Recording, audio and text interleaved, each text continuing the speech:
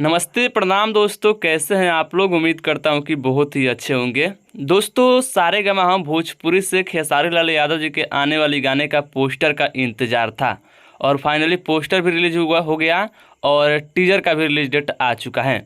सबसे पहले आप लोगों को बता दूं कि आज दिन में इस गाने का एक मोशन पोस्टर की तरह वीडियो शेयर हुआ है। अगर आप लोग नहीं देखें तो जाकर के सारेगामा हम भोजपुरी चैनल पर देख लीजिएगा।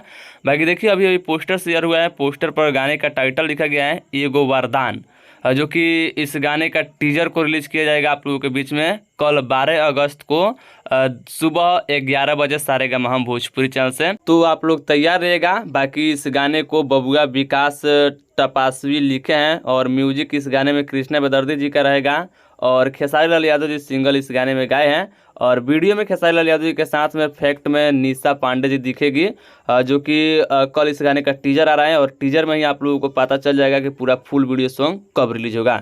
तो आप लोग कल दिन में 11 बजे सारेगामा हम भोजपुरी चैनल पर इस गाने का टीजर देख लीजिएगा।